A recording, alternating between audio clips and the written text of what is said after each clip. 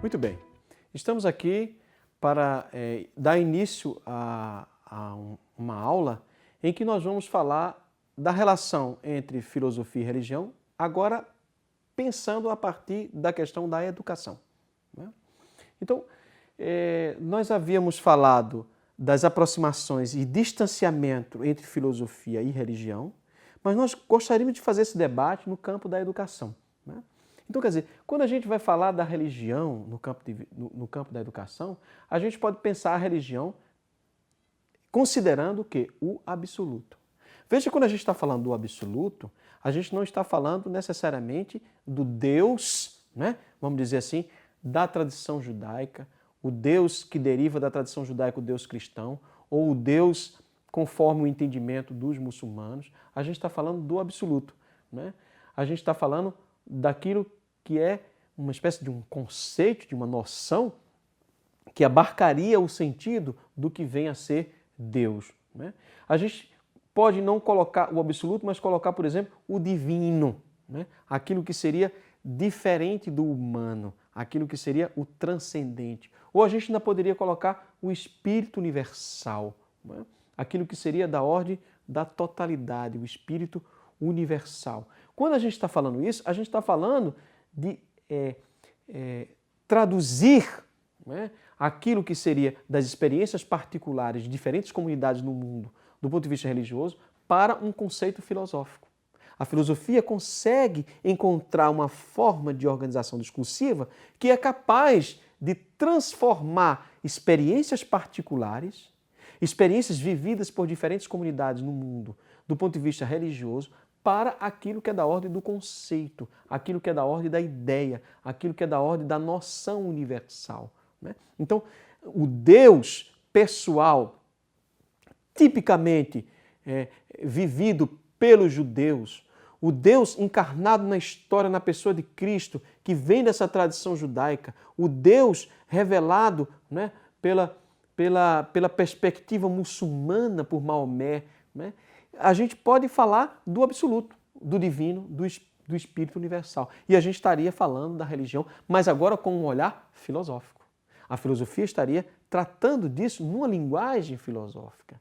É claro que a gente não pode esquecer que quando a gente está falando isso, a gente está falando de uma perspectiva especulativa, racional, conceitual, mas a gente também não pode perder de vista o quê? A experiência, a vivência, aquilo que é da ordem do mais particular, que é a experiência íntima que cada um tem do divino, a experiência que cada um tem daquilo que seria do absoluto, daquilo que me transcende, daquilo que me ultrapassa. Não é?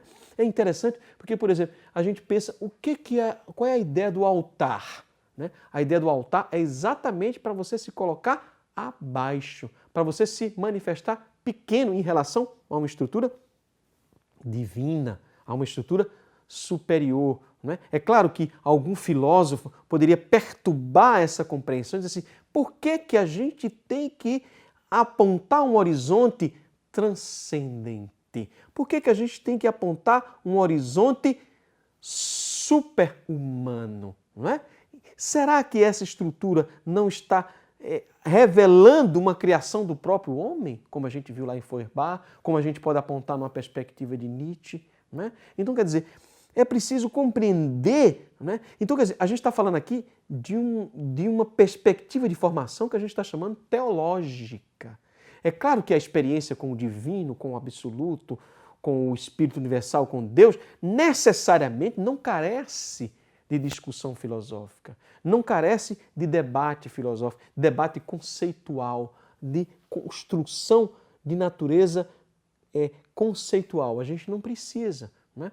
Os filósofos é quem decidem fazer o exercício de se preocupar com as questões de natureza conceitual, né? O filósofo é aquele que está atento ao discurso, não somente falado, mas escrito, em busca dos conceitos, daquilo que é da ordem do universal, da ideia, né?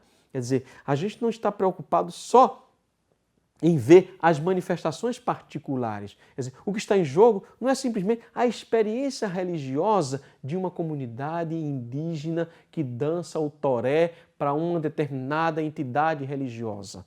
O que a gente vai é se apropriar dessa experiência particular para alcançar aquilo que é da ordem universal, aquilo que é da ordem do conceito, aquilo que é da ordem de uma noção universal, de uma noção que transcende o particular. Esse é o exercício do filósofo, esse é o exercício da filosofia. É claro que a gente pode dizer assim, mas isso não vem da experiência, isso não procede da experiência. É claro que a gente pode dizer, sim, procede da experiência, não é porque nós temos experiências particulares e a gente pode transcender as experiências particulares, né? E elevar-se a um nível mais universal. Quer dizer, eu experimento o divino, eu experimento a religiosidade, outras pessoas fazem isso em outras comunidades, em outras culturas. O que há de comum em relação a isso? Né? E o que há de comum à vida religiosa das comunidades indígenas no Brasil, das comunidades indígenas aborígenes na Austrália, das comunidades que vivem na África, né? Da cultura oriental dos japoneses, né? dos chineses? Como é que eles vivenciam isso? A gente pode se perguntar isso, né? E ler os seus textos, ler suas tradições, ver as suas experiências, né? E comparar, estabelecer comparações. Isso é uma forma de se estudar as religiões, né? Para compreender esse fenômeno. É um fenômeno humano, é um fenômeno presente em diferentes culturas, né? Então, quer dizer, o que a filosofia pode nos ajudar? Ficar atento aos textos. Quais são os principais textos de uma determinada religião? Por que aquele texto foi considerado sagrado? Como é que aquele texto aparece?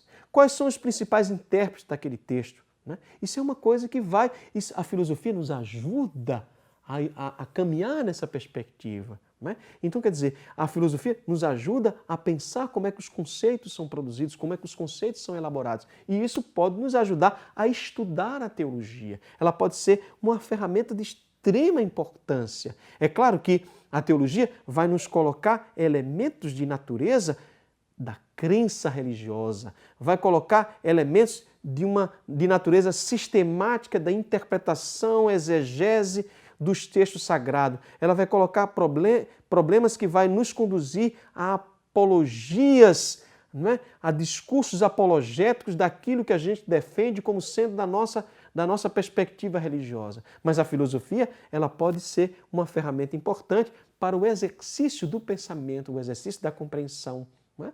Mesmo que a gente não concorde com aquele pensador. Não é? Só o exercício, né, de ler um texto, eu digo sempre assim, quem ler um texto de filosofia acompanhando a lógica de um pensador, a lógica de um teórico, ele está exercitando também a capacidade para ler qualquer texto, para fazer exegese de qualquer texto, para fazer o exercício de interpretação de outros textos. Então a filosofia tem esse papel importante, né? Então, é possível encontrar na própria relação entre filosofia e religião elementos que são de natureza que nos leva a pensar a experiência religiosa do humano, não importa as manifestações particulares, né? Essa é uma questão que a filosofia pode nos ajudar, né? Então, por exemplo, o tema da encarnação de Cristo, né? Isso é um tema extremamente importante e a filosofia nos ajuda a pensar sobre essa questão, né? O progresso do espírito universal, a natureza divina e a natureza humana, né? Então, quer dizer, essa questão da encarnação, que é uma temática típica do mundo cristão, né? Porque a gente sabe que a religiosidade cristã ou a experiência de Deus vivida do âmbito do cristianismo nasce do judaísmo, né? Então, quer dizer, como é... A gente viu lá comentando, por exemplo, a obra de Freud, Moisés e o monoteísmo, né? Falando de um Deus único, pessoal, criador de tudo, que não pode ser representado, que revela aos homens suas leis, que essas leis são escritas, essas escritas são propagadas de geração em geração. Mas aí o que acontece com o cristianismo? Vai falar da encarnação desse Deus na pessoa de Cristo. Veja que é uma perspectiva religiosa também muito curiosa, muito diferente das outras tradições. Quer dizer, o próprio Deus se faz humano e vem habitar no meio de nós. Isso é uma coisa extraordinária, compreender isso, né? Entrar nesse universo. A filosofia pode nos ajudar. Porque aí a gente vai ver o quê? A gente vai ver os conceitos, por exemplo, natureza humana, natureza divina. Como é que essas duas naturezas se encontram numa única pessoa chamada Cristo? Né? Isso nos ajuda a pensar, a refletir. É claro que alguém pode dizer assim, mas por que a gente tem que estar pensando? Por que a gente tem que estar refletindo, discutindo, né? Teorizando sobre aquilo que é da natureza natural, da natureza divina e aquilo que é da natureza humana. E como é que isso se encontra na pessoa de Cristo? E será que isso é possível? Né? Por que a gente tem que estar especulando sobre isso? Isso é o exercício do filosofar. Inclusive, a própria pergunta por que filosofar é uma questão filosófica, né? E que a gente precisa tratar com zelo, tratar com carinho, com cuidado. Né? Então, nesse processo que a gente está chamando de encarnação de Cristo, né, tem aí questões de natureza filosófica. Né? Quer dizer, como é que aquilo que é da ordem do divino se faz presente no meio de nós? Não é? Quer dizer, como é que o verbo se faz carne? Como é que aquilo que é da ordem da linguagem, aquilo que é da ordem, né, discursiva se transforma em personagem histórico? Como é que aquela palavra que é revelada se transforma em personagem concreto, né? Em pessoa física, concreta na história. Né? Então, isso é uma coisa interessantíssima. O que a gente está falando? A gente está falando da possibilidade de usar a filosofia para pensar nessas questões. Né? Então, essa é a questão da encarnação de Cristo. Mas a gente pode pensar, por exemplo, a questão da ressurreição. É um tema também importante. Aliás, fundamental para a tradição cristã. Né? E o que é a ressurreição? Né? Por exemplo, o conceito de corpo glorioso que está lá em toda a teologia paulínia. Quer dizer, o filósofo, né, está atento a esses conceitos quando ele aparece no texto. Né? Então, quer dizer, você, inclusive, muda a forma de ler os textos. Você já não lê o texto sagrado de forma rápida, você vai ler o texto sagrado de forma mais lenta. Você vai encontrar uma temporalidade de leitura que a filosofia pode ajudar. Ver conceito por conceito, palavra por palavra, relação que há entre elas. Né? Quer dizer, você ler um texto, aí você diz assim, Deus endureceu o coração de Faraó. O que ele quer dizer com isso? Né? Se perguntar, Deus endureceu o coração de Faraó, o que o texto quer nos revelar? Então, quer dizer, a filosofia pode nos ajudar. Né? A filosofia pode ser extremamente útil para encontrar, inclusive, um ritmo de leitura, uma atenção aos conceitos, uma atenção às ideias que aparecem ali. Né? Por que endurecer o coração? Para quê? Para perseguir o povo. Mas por que perseguir o povo? Se o povo já estava saindo da terra para ir para outra terra, a terra prometida, está perseguindo. O que significa perseguir? E por que perseguir? Né? Aí depois, para mostrar a sua glória.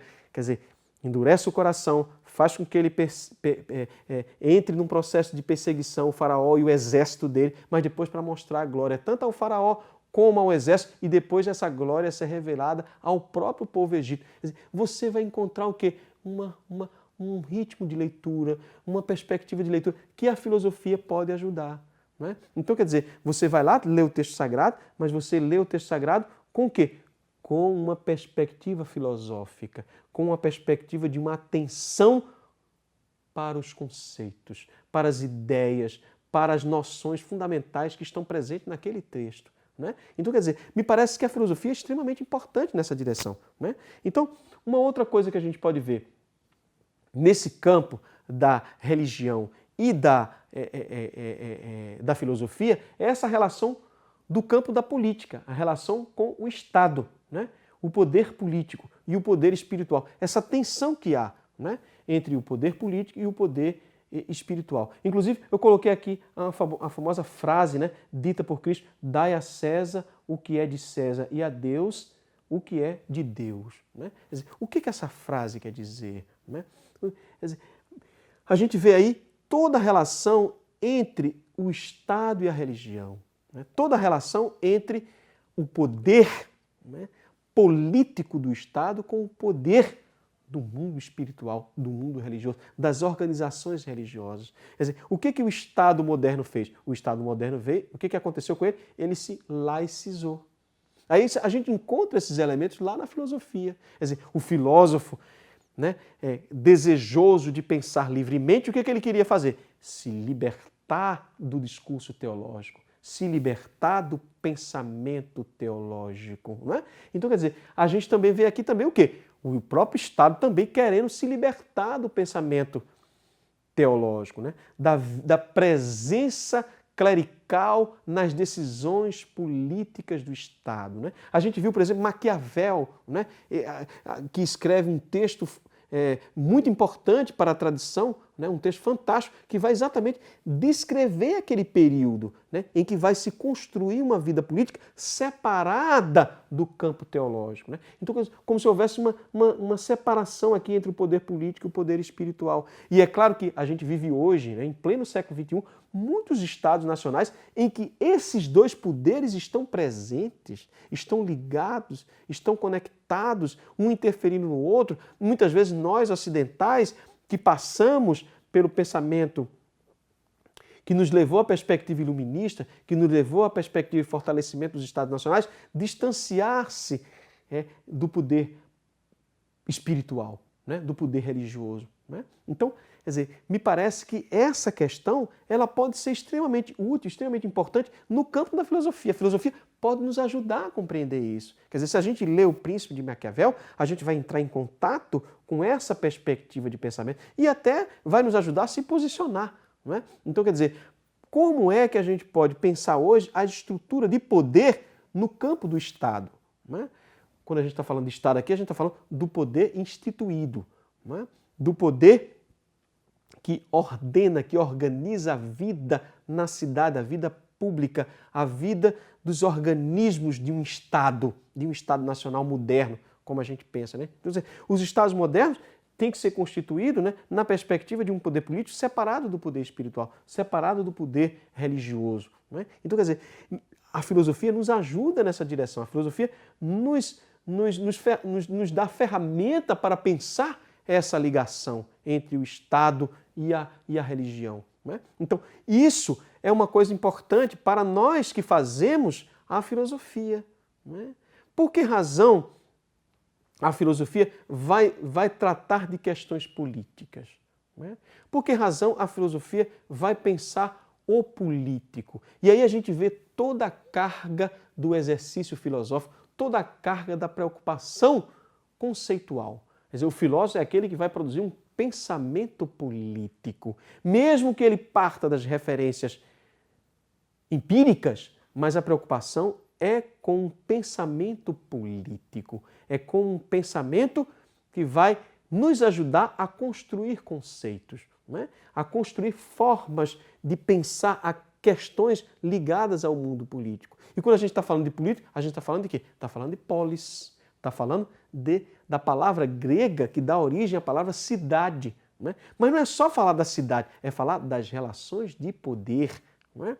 E aí a gente está falando de uma relação macro, que é a relação do Estado. Né? Mas a gente também pode falar de relações micro. Né? Por exemplo, a gente pode pensar em Foucault, que é um pensador contemporâneo extremamente importante, que exatamente isso, ele diz assim, mas as relações de poder não podem ser pensadas só a nível do Estado, só a nível, né, das relações macro. Ela também pode ser pensada do ponto de vista micro. E a gente pode ler, por exemplo, a microfísica do poder, de Foucault, para tentar compreender essas relações de poder no espaço micro e não apenas no espaço macro. Então, quer dizer, isso a filosofia nos ajuda. A filosofia nos coloca nesse caminho. Não é? A gente falou, por exemplo, de Merleau-Ponty, da importância de revalorizar o sensível, de revalorizar o corpo. Né? Foucault também faz essa mesma perspectiva também. Ele também vai nessa direção de valorização do corpo. Só que ele vai, num primeiro movimento, vai compreender o corpo no campo de quê? No campo do disciplinamento, do controle, vai estudar as instituições, a escola, a igreja. Né? Quer dizer, me parece que ao ver essas diferentes questões, né, a gente estaria caminhando para uma introdução à filosofia. E é claro, se a gente quer estudar isso, a gente vai ter que ler os textos, né? Ter que ler os pesquisadores. Né? Então, por exemplo, vai ler o texto Vigiar e Punir, de Foucault. Então vai ler como é que Foucault pensa as relações de poder. né, no mundo moderno, na forma de estruturação da modernidade. Né? Como é que o pensamento moderno se coloca numa perspectiva de falar da consciência, do sujeito livre, independente, autônomo, aí ele vai ver no mundo prático, muito pelo contrário, corpos sendo disciplinados, controlados pelas instituições, pela escola, pelo Exército Nacional, né, pelas instituições religiosas. Quer dizer, ele começa o quê? Ele começa a construir um pensamento em torno dessa problemática. Né? Então, quer dizer, é assim que nasce o exercício filosófico, é assim que nasce esse desejo pelo conhecimento. Né? Quer dizer, na verdade, assim, o exercício que a gente está fazendo aqui é construir uma provocação, um desejo de estudar filosofia.